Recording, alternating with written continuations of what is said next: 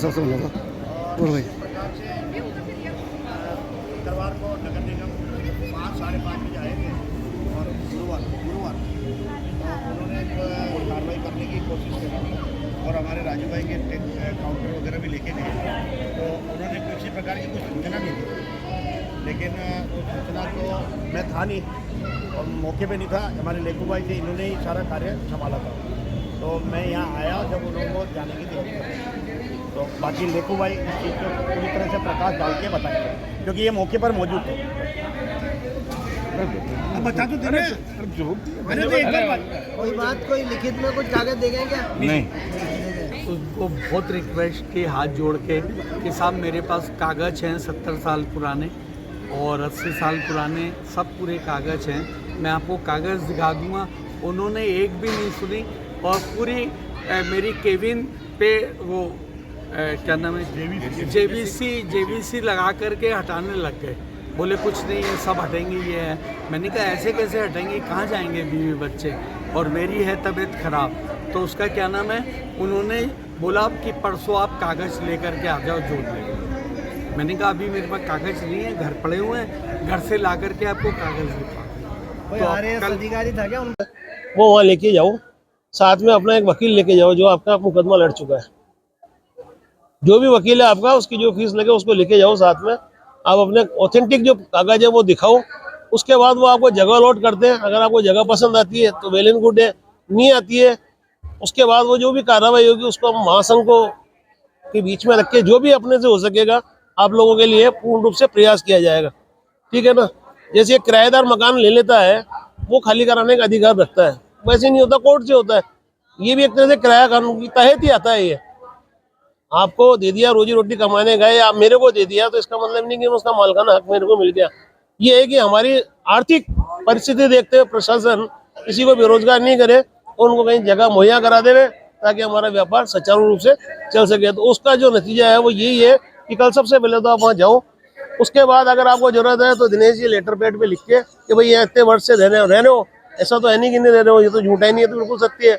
60-70 साल से रह रहे हैं आप लोग, व्यापार कर रहे हो, आपके बाप दादाओं ने करा है, तो ये हम लिख के दे देंगे कि भाई हमारे व्यापारी हैं पुराने और इनके साथ जो है उचित न्याय किया जाए। ये मेरी भावना है जो मैंने अवगत करा दी आप सबके बीच में।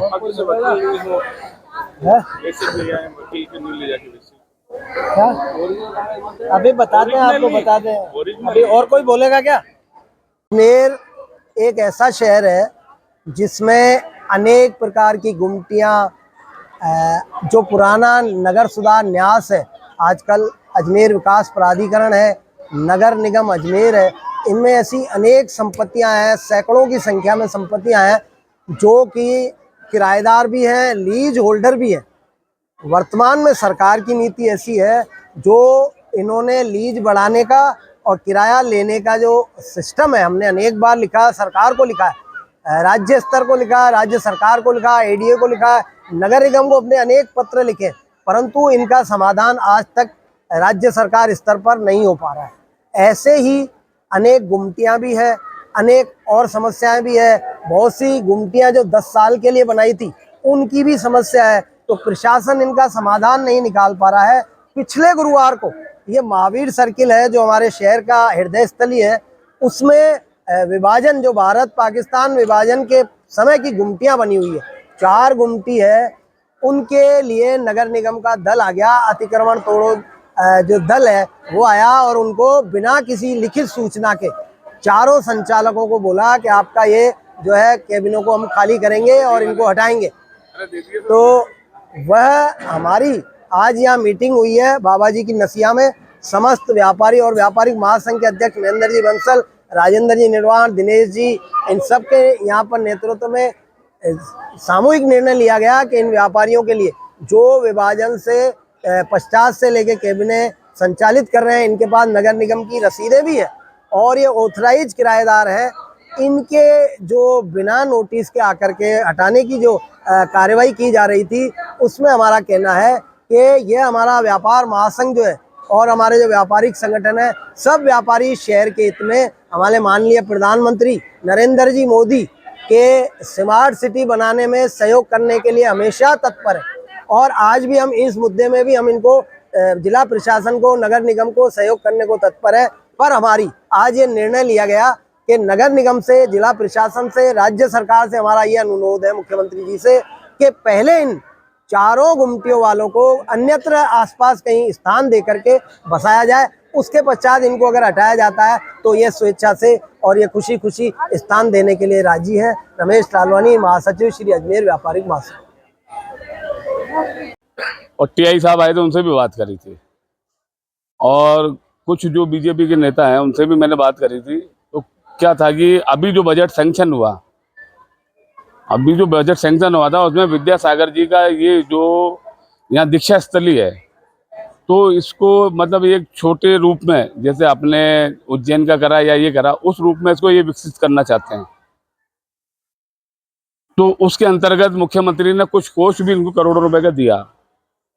दूसरी बात, जो इसमें आर के मार्बल वाला है, जो उसने भी मुख्यमंत्री जी से मिला और प्रशासन से मिला कि साहब यहाँ जो भी अतिक्रमण है, और अतिक्रमण नहीं है, अगर जो जिनाइन भी है तो आप कृपा करके नशिया से हटा के, और उनको आसपास अगर कहीं जगह है, वो 80% की स्थिति है कि वो इनको जगह देने के मूड में है। तो उसके 2 दिन बाद ये जैन समाज का एक समूह था, टीआई साहब थे, ये चारों तरफ घूम रहे थे, जगह देखी थी। जैन समाज ने कहा था इस नशिया के जो पीछे है, जहाँ ये डोसे वाला खड़ा होता है, पाइप है, तो बोले एक तो ये जगह हमें कोई आपत्ति नहीं है अगर आप गवर्नमेंट इनको यहाँ बना के देती है तो, पहली बात। फिर दूसरी बात, ये इधर तक गए थे, दूसरा भैया आया कि सब्जी वाले के पास जो है, सब्जी वाला जहाँ बैठता है, बोले यहाँ बना दी जाए। तीसरी, ये नशिया के आगे बना रहे थे, तो वहाँ उन्होंने जेएनयू ने मना कर दिया। अगर ये सही भी है, रसीद भी है, तो उनका मतलब ये है कि भाई हम तुम्हें दूसरी जगह दे सकते हैं, अगर तुम्हारे कागज जिनाइन है, आप सही हो, तो हम यहाँ जो कॉरिडोर बनाना, मिनी कॉरिडोर बनाना चाह रहे हैं, ये उसके अंतर्गत ही करना चाहते हैं। तो मेरी उनसे पूरी बात हुई थी। मैं गोपाल जी का फ़ोन आया था जब मैं इनके पास ही था, सारी बातचीत हुई थी मेरी, और ये कहा था कि जहाँ तक हमारा है कि साहब हम इनको मतलब बेदखल करना नहीं चाहते हैं, अगर जिनके पास कागज जिनाइन है तो, और जिसके पास नहीं है तो वो तो जाएगा। तो मैंने कहा ठीक है साहब। बोले इसलिए उन्होंने बंद कर दिया। फिर एकदम पहले गोपाल जी की दुकान का सारा सामान निकाल दिया, पेशाब घर जो चारों तरफ से बंद था, तो बोले यार कब्जा कर रखा है। तो मैंने, कब्जा किसने कर रखा है साहब? इनने पोत पात के रखा है, अपने थोड़ी बाहर झाड़ू में लगा लेता है। बोले हम तोड़ दो इसको। और ये इससे पहले ये जो इनका काउंटर बाहर था, जो गुमटी बनी हुई है राजू भाई की, तो गुमटी से बाहर जो काउंटर था, मुड्डे थे, कुर्सियां थी, वो जब्त करा। मेरी बात सुनो, लेकिन इनकी गुमटी को क्षति नहीं पहुंचाई। गोपाल, मेरी बात सुनो, मैंने जो देखा, गोपाल जी की गुमटी को क्षति नहीं पहुंचाई। वो लड़का जो छोड़ के गए थे, वो तो गए सामान निकाल सारा बाहर। उस समय उनको मालूम नहीं था कि इसके पास कागज है या नहीं है, उनने सामान निकाल के फेंक दिया। उन्होंने नहीं फेंका, देखो मैं बता रहा हूँ, जो ये बाहर थे उन्होंने फेंक दिया, और वो लड़का भी इधर उधर हो गया।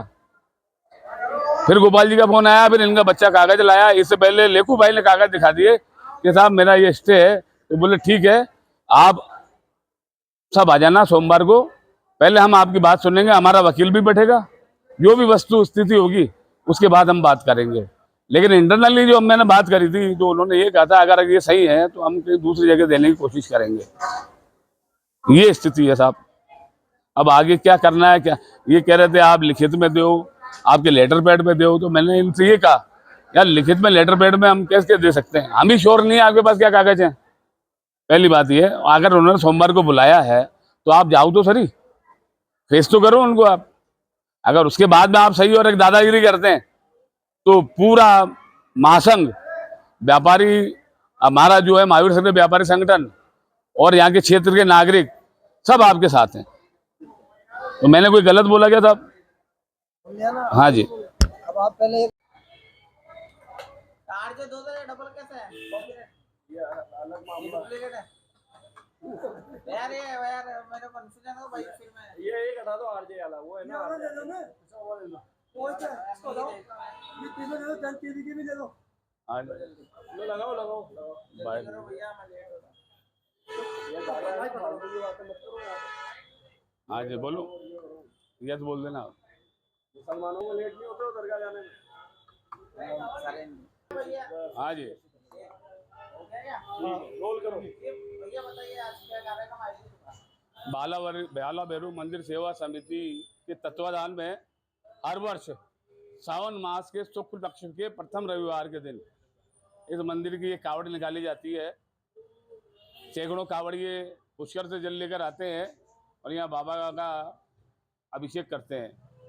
उसके बाद में यहाँ पर जलाभिषेक होता है, इससे सहस्त्रधारा का कार्यक्रम होता है। सहस्त्रधारा हुई, सबने इसका आनंद लिया। उसके पश्चात आरती के बाद में प्रसादी का महाप्रसादी का आयोजन होता है और जो भी आता है व्यक्ति इस प्रसादी को ग्रहण करके जाता है। यह कार्य हमारा 25-30 वर्षों से निर्बाध रूप से चला आ रहा है और बाबा से हम यही विनती करते हैं इसी प्रकार ये चलता रहे। समस्त यहाँ के व्यापारी हैं, नागरिकगण हैं, समिति के समस्त मेंबर हैं, समस्त पदाधिकारी हैं, सब इसका आनंद लेते हैं, भक्ति का आनंद लेते हैं और हर वर्ष इसी हर्षोल्लास से ये हम कार्यक्रम मनाते हैं। मैं दिनेश यादव, बाला भैरव मंदिर सेवा समिति, महासचिव, अजमेर। 5 बजे आए थे। ये 100-150 आदमियों का लवाजमा था। आते ही उन्होंने कार्यवाही शुरू कर दी। जब उनको हमने कहा भाई मेरे पास कोर्ट का आदेश है, तो उसके बाद ये थोड़े ठंडे पड़े। उन्होंने कहा कागज हमें दिखाओ। उससे पहले 5 मिनट में उन्होंने काफ़ी कार्यवाही कर दी थी। फिर जब मैंने कहा कोर्ट का स्टे है, तो फिर उन्होंने कागज दिखाओ। हमने फिर उनको कागज ला के दिखाए। उसके बाद वो चले गए, अब सोमवार को कागज लेके आना है। कार्रवाई से पहले कोई जानकारी दी गई थी आप लोग? नहीं, जानकारी नहीं दी गई थी इससे पहले। आपके पास क्या कागज है? हमारे पास तो जो कोर्ट के कागज है। क्या लिखा है? वही हमारे पे केस चला था हमारे पे निगम की तरफ से, नशिया वालों ने किया था।